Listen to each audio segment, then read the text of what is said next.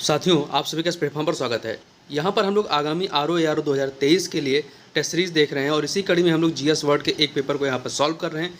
इसके पहले पार्ट में हम लोग 71 क्वेश्चन कंप्लीट कर चुके हैं। अब शेष बचे हुए प्रश्नों को इस वीडियो में कंप्लीट करेंगे। तो इसमें आपके जीएस के और करंट अफेयर के प्रश्न हैं। तो पहला प्रश्न, राष्ट्रीय पर्यावरण अभियांत्रिकी शोध संस्थान नीरी कहाँ अवस्थित है? तो ये महाराष्ट्र के नागपुर में स्थित है और इसकी स्थापना 1958 में की गई थी। ठीक है, 1958 में।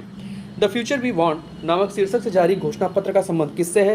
तो Rio+20 सम्मेलन से, जिसका आयोजन जून 2012 में ब्राज़ील के रियो डी जेनेरियो में किया गया था।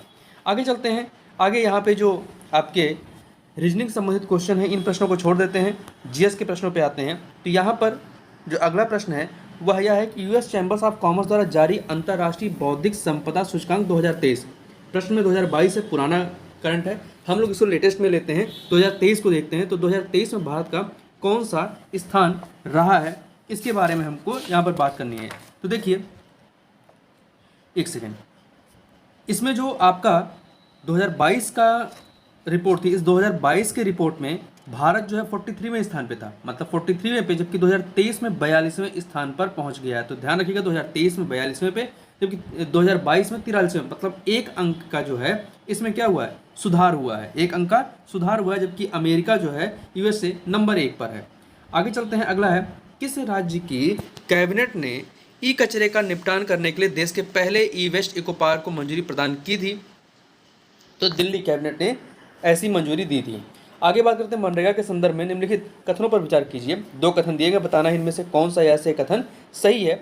मनरेगा के लिए लोकपाल ऐप को अमित शाह ने लॉन्च किया था। तो ये कथन आपका जो है वो सही नहीं है, क्योंकि इस ऐप को जो है केंद्रीय ग्रामीण विकास और पंचायती राज मंत्री गिरिराज सिंह ने लॉन्च किया था फरवरी 2022 में। ठीक है, यह ऐप ई गवर्नेंस की ओर एक कदम है जो लोकपाल को पारदर्शी और जवाबदेह तरीके से अपने कर्तव्यों का पालन करने में मदद करेगा। तो यहाँ पर पहला गलत है, दूसरा सही है। इस प्रश्न को आप इस तरीके से भी याद रखिएगा कि मनरेगा में कहीं सुधार पूछा जाता है तो मनरेगा के लिए लोकपाल ऐप, या यदि यह पूछा जाए कि लोकपाल ऐप किससे संबंधित है, तो ये मनरेगा की कार्यप्रणाली में सुधार करने के लिए लाया गया है। आगे बात करते हैं। हाल ही में जल शक्ति अभियान कैच द रेन 2023, यहाँ पे 2022 था, हम लेटेस्ट 2023 को देखते हैं। तो 2023 का अभियान का शुभारंभ किसने किया? देखिए, इस अभियान का शुभारंभ जो है राष्ट्रपति के द्वारा किया जाता है। तो वर्तमान में जो राष्ट्रपति द्रौपदी मुर्मू हैं, इनके द्वारा इसका शुभारंभ किया गया है। ठीक है, तो यहाँ पे पुराने राष्ट्रपति का नाम है, वर्तमान में द्रौपदी मुर्मू जी हैं, तो द्रौपदी मुर्मू जी के द्वारा किया गया, जबकि 2022 का जो है वो तत्कालीन राष्ट्रपति रामनाथ कोविंद के द्वारा किया गया था। ठीक है, आगे चलते हैं। और इसको जो है 2018 में प्रारंभ किया गया था। भारतीय प्रतिभूति और विनिमय बोर्ड सेबी की पहली महिला अध्यक्ष कौन बनी है? तो माधवीपुरी बुच। ठीक है, वर्तमान में माधवीपुरी बुच जो हैं ये सेबी की महिला अध्यक्ष हैं या अध्यक्ष हैं। दुनिया की पहली प्लांट वेस्ट कोविड-19 वैक्सीन कौन सी है? तो यह आपकी कोविफेंज है। कौन सी है? कोविफेंज है। ठीक है, कनाडा दुनिया का पहला ऐसा देश है जिसने प्लांट वेस्ट कोविड-19 वैक्सीन बनाया है, जिसका नाम कोविफेंज है। आगे बात करते हैं, किसने मैक्सिको ओपन टेनिस टूर्नामेंट में पुरुष सिंगल वर्ग का खिताब जीता था? तो देखिए, ये 2022 का खेल रहा है, तो इसमें जो है राफेल नडाल जीते थे। राफेल नडाल ने जीता था और ब्रिटेन के कैमरून नूरी को हरा करके। तो हम यदि हम लेटेस्ट के टूर्नामेंट को देखें तो मैक्सिको ओपन टेनिस टूर्नामेंट जो है 2022 के बाद अभी लेटेस्ट नहीं हुआ है। तो हम लोग जो अभी हाल ही में यूएस ओपन हुआ है, यूएस ओपन के बारे में आप याद रखिएगा करंट अफेयर के तौर पे। तो यूएस ओपन का पुरुष सिंगल वर्ग का जो खिताब है वो नोवाक जोकोविच ने जो है डेनियल मेदवेदेव को हरा कर जीता है। तो यूएस ओपन टूर्नामेंट 2023 का खिताब किसने जीता है? नोवाक जोकोविच ने। यहाँ पर जो पुराने करंट अफेयर हैं उसको मैंने नए करंट अफेयर से बदलने का प्रयास किया है। आगे बढ़ते हैं। देखिए, भारत में विश्व बैंक के किस प्रमुख को वैश्विक ऋणदाता संस्था की प्रमुख एजेंसी का उपाध्यक्ष नियुक्त किया गया है? तो जुनैल कमाल अहमद को नियुक्त किया गया।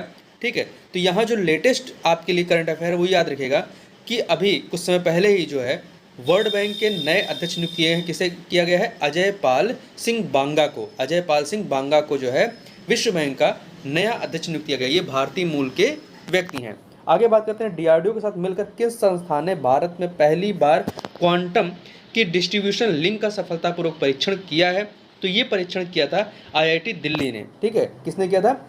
आईआईटी दिल्ली ने किया था।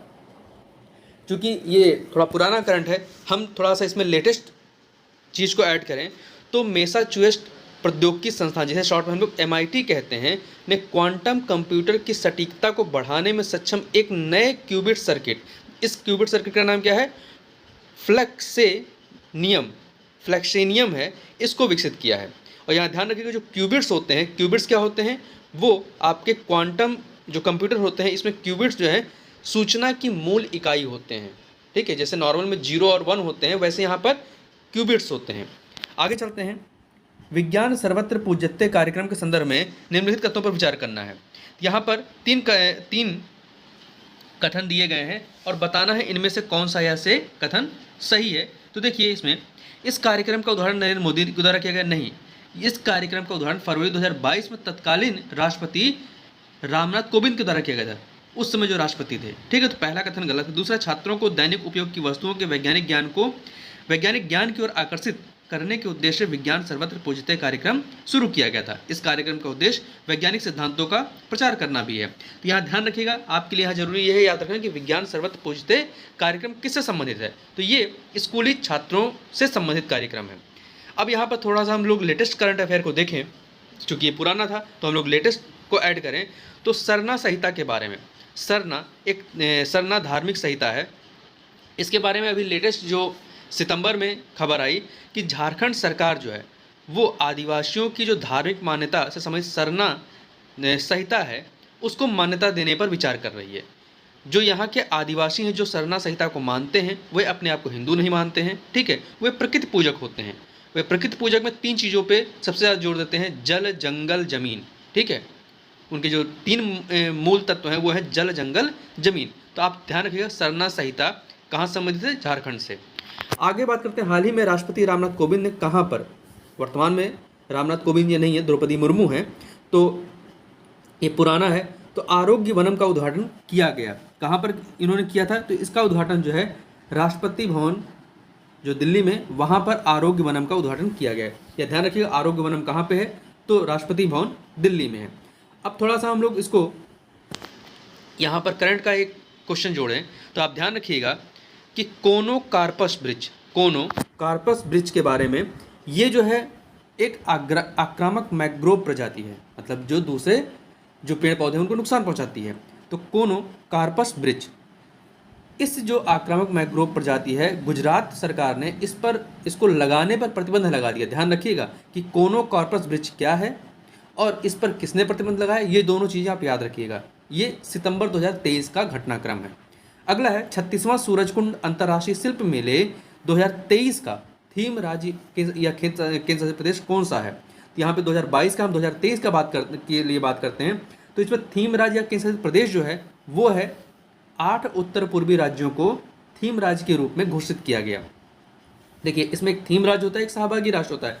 तो सहभागी राष्ट्र के रूप में जो SCO है, संघीय सहयोग संगठन, इसको सहभागी राष्ट्र के रूप में शामिल किया गया, जबकि 8 उत्तर पूर्वी राज्यों को थीम राज्य के रूप में इसको इंक्लूड किया गया। आगे चलते हैं, अगला है सेंटर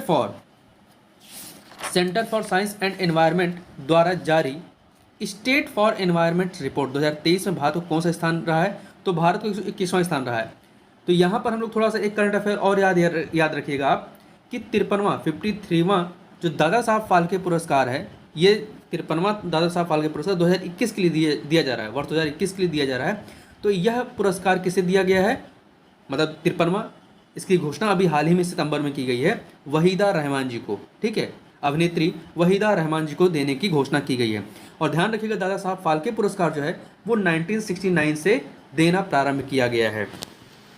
आगे बात करते हैं, राष्ट्रीय मूल्यांकन और प्रत्यायन परिषद NAAC की कार्यकारी समिति के नए अध्यक्ष कौन हैं? देखिए, पहले भूषण पटवर्धन थे, इन्होंने मार्च 2023 में इस्तीफा दिया। उसके बाद से वर्तमान में अनिल सहस्त्रबुद्धे जो हैं NAAC अर्थात राष्ट्रीय मूल्यांकन और प्रत्यायन परिषद के अध्यक्ष हैं। आगे बात करते हैं महिला और बाल विकास मंत्री स्मृति ईरानी। महिला और बाल विकास मंत्री स्मृति ईरानी ने कहाँ पर निम्हांस के सहयोग से स्त्री मनोरक्षा परियोजना का शुभारंभ किया है? तो इसका शुभारंभ जो है इनके द्वारा कहाँ पर किया गया है? बेंगलुरु में। तो ध्यान रखिएगा कि स्त्री मनोरक्षा परियोजना के बारे में, इस परियोजना का लक्ष्य क्या है? देश भर में 6000 वन स्टॉप केंद्रों के पदाधिकारियों को मानसिक स्वास्थ्य प्रशिक्षण प्रदान करना है। ठीक है, तो इस बात को यह प्रशिक्षण इसलिए दिया जाएगा ताकि पदाधिकारी ऐसी महिलाओं के साथ संवेदनशीलता से काम कर सकें। तो कहाँ पर इसको प्रारंभ किया गया है? इसका शुभारंभ बेंगलुरु, कर्नाटक के बेंगलुरु में। ठीक है, अंतर्राष्ट्रीय दूरसंचार संघ दक्षिण एशिया के लिए अपना एक क्षेत्रीय कार्यालय और नवाचार केंद्र कहाँ पे स्थापित किया है? तो यह स्थापना नई दिल्ली में की गई। कहाँ पर? नई दिल्ली में। अगला है, किस मंत्रालय द्वारा 2 विशेष पहल संभव और स्वावलंबन की शुरुआत की गई है? तो संभव और स्वावलंबन जो है ये एमएसएमई मंत्रालय, सूक्ष्म लघु और मध्यम उद्यम मंत्रालय के द्वारा प्रारंभ किया गया है। ठीक है,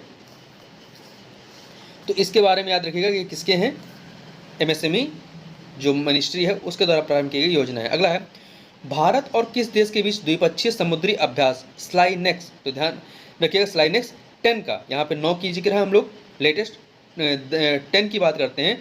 तो 10वां या 10वां संस्करण 2023 में आयोजित किया गया। कहाँ पर किया गया?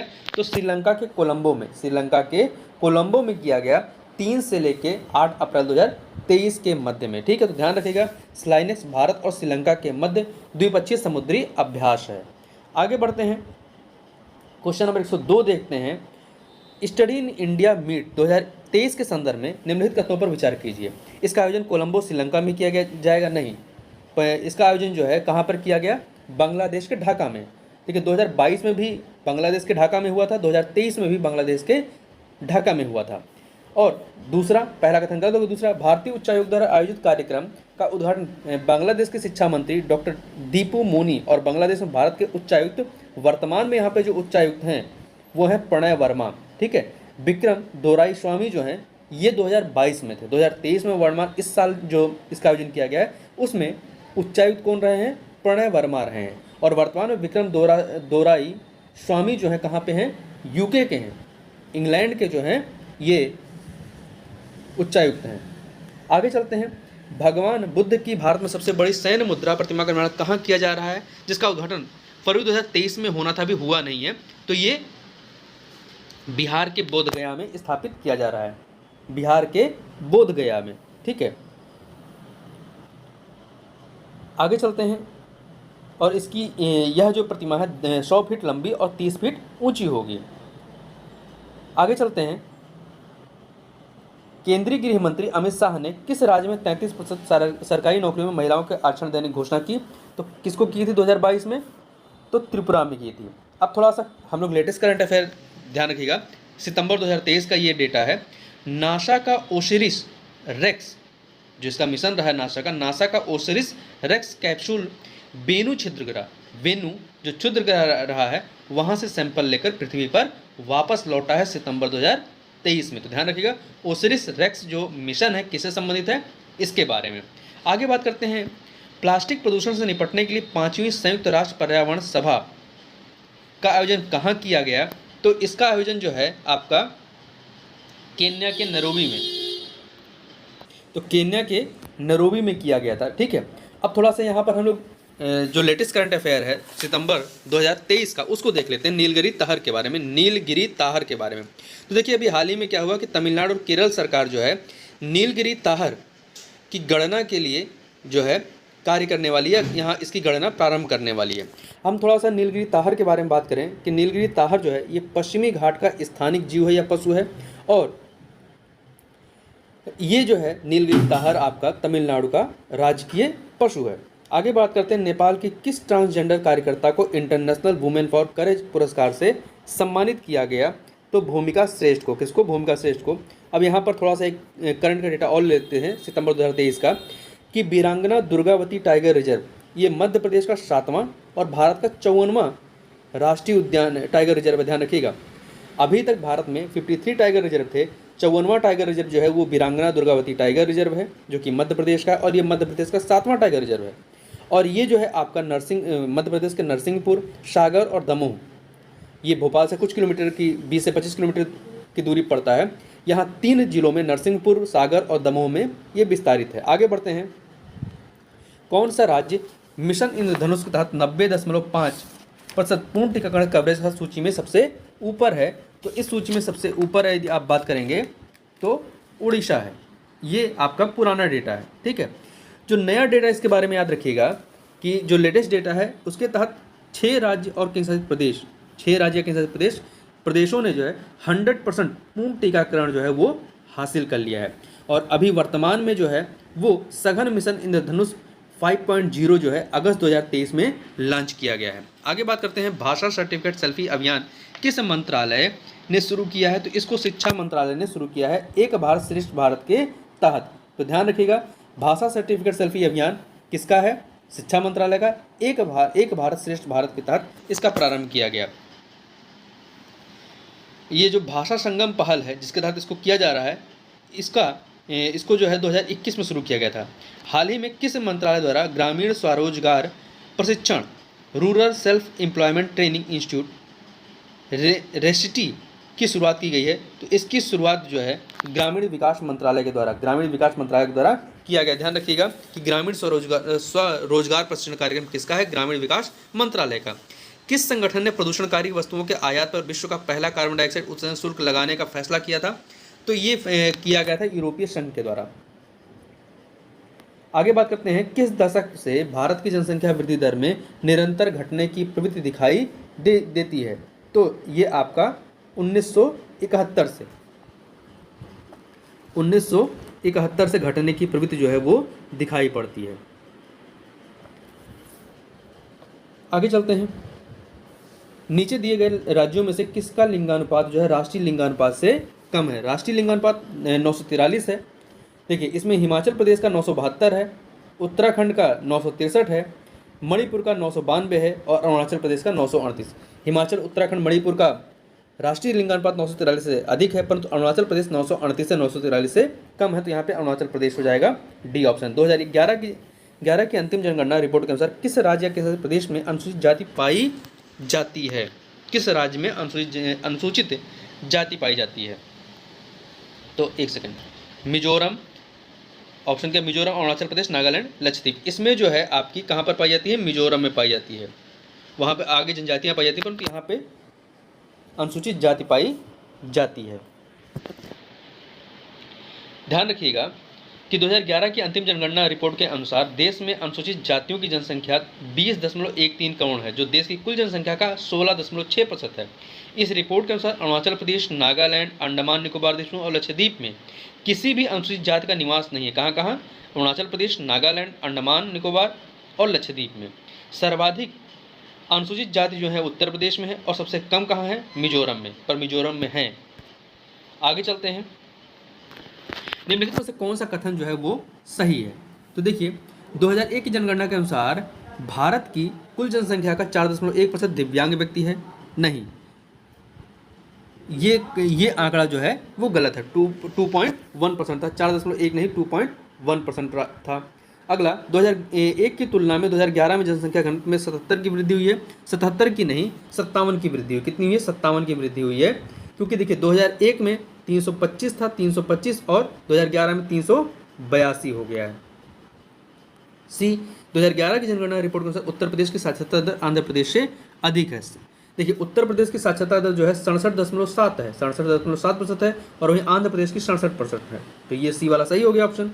2011 की जनगणना रिपोर्ट में सर्वाधिक जनसंख्या वृद्धि दर वाला राज्य नागालैंड था। नहीं, सर्वाधिक दशकीय वृद्धि दर वाला जो राज्य रहा है वो दादरा नगर हवेली था, 55.9%, जबकि सबसे कम या नागालैंड न्यूनतम दशकीय वृद्धि दर जहाँ पे निगेटिव था, -0.6 था।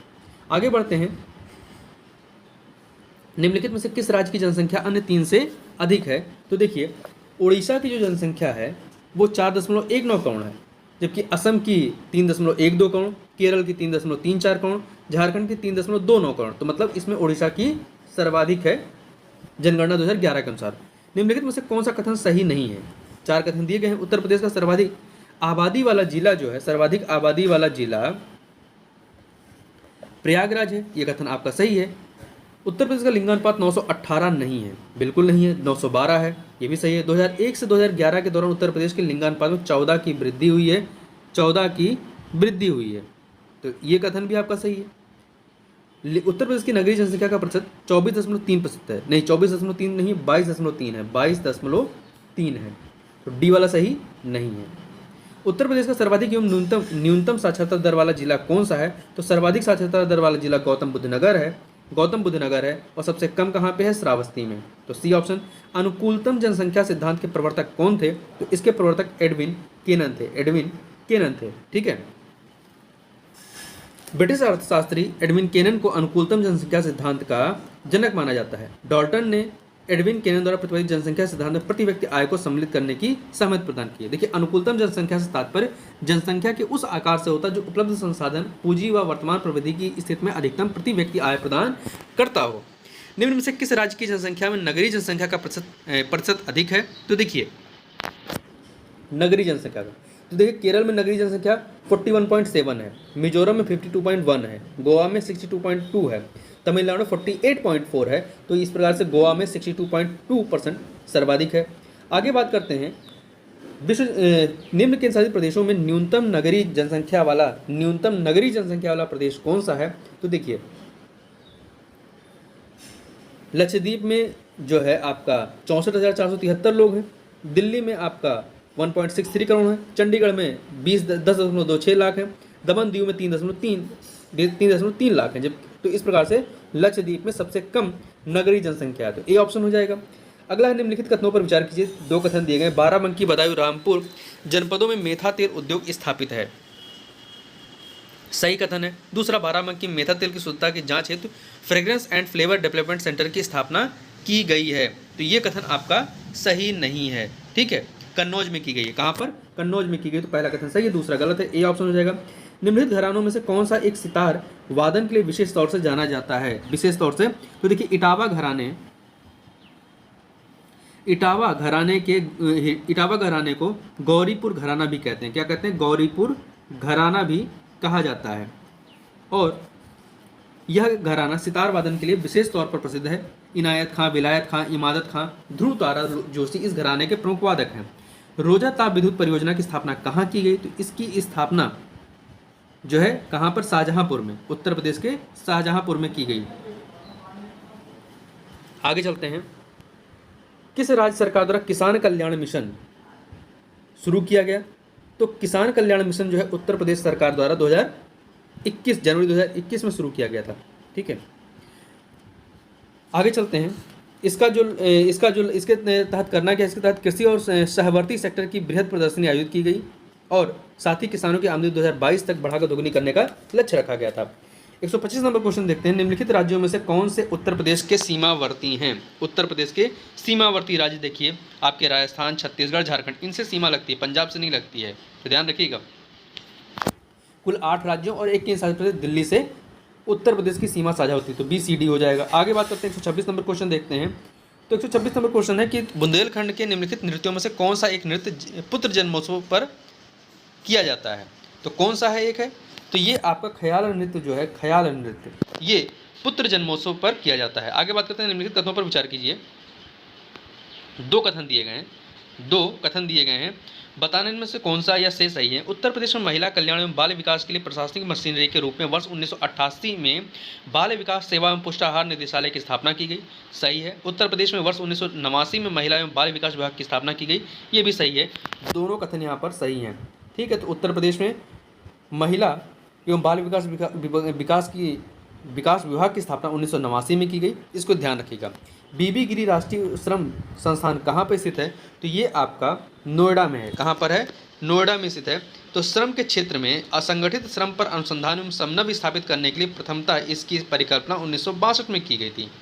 यह संस्थान 1972 में एक स्वायत्त सोसाइटी के रूप में पंजीकृत हुआ। निम्नलिखित स्थानों में से कहाँ पशु चिकित्सा पॉली क्लिनिक स्थापित किया गया है? तो कहाँ पर किया गया है?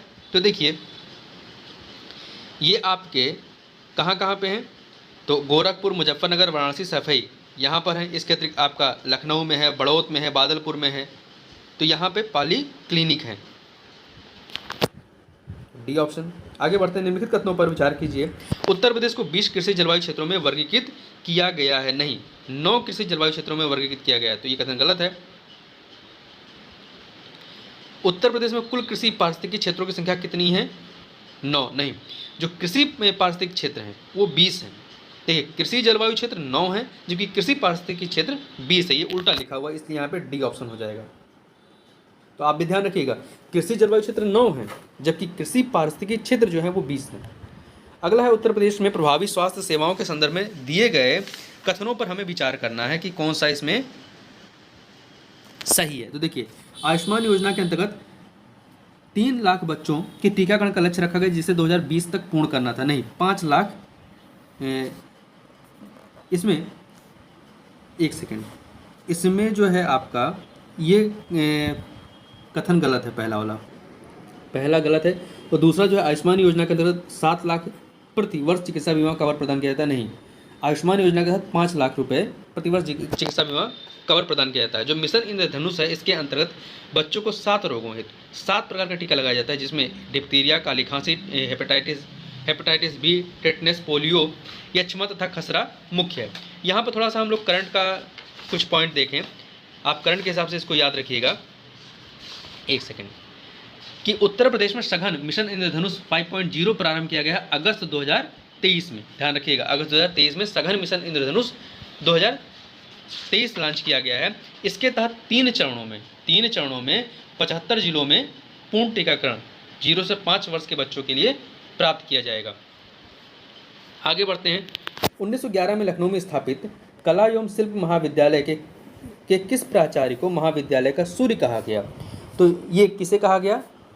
एक सेकंड, ये सुधीर रंजन खस्तगीर को कहा गया। वंदे मातरम योजना का संबंध किससे है? तो वंदे मातरम योजना का संबंध जो है गर्भवती महिलाओं को निःशुल्क उपचार प्रदान करने से संबंधित है। ध्यान रखिएगा, वंदे मातरम योजना का संबंध किससे महत्वपूर्ण है? इसे फरवरी 2004 से प्रारंभ किया गया था। इस योजना का उद्देश्य गर्भवती महिलाओं को निःशुल्क उपचार उपलब्ध कराना है। 134 नंबर क्वेश्चन देखते हैं, उत्तर प्रदेश उर्दू अकादमी की स्थापना किस वर्ष हुई? तो इसकी स्थापना जो है 1972 में की गई। कहाँ पर? लखनऊ में। वर्ष 1989 में उत्तर प्रदेश राजभाषा संशोधन अधिनियम 1989 द्वारा उर्दू को प्रदेश की द्वितीय राजभाषा घोषित किया गया, पहली हिंदी है 1989 में। ये भी कई बार प्रश्न पूछा गया है। 2 सूचियां संस्थान और उसकी अवस्थिति, इन्हें हमें मिलान करना। देखिए, भारतेंदु नाट्य अकादमी लखनऊ में है, कहाँ पे है? लखनऊ में, 2 से मिला दीजिए। निराला आर्ट गैलरी प्रयागराज में है, 1 से मिला दीजिए। भारतीय राष्ट्रीय लोक कला परिषद जो है आपका वाराणसी में है, 3 से मिला दीजिए।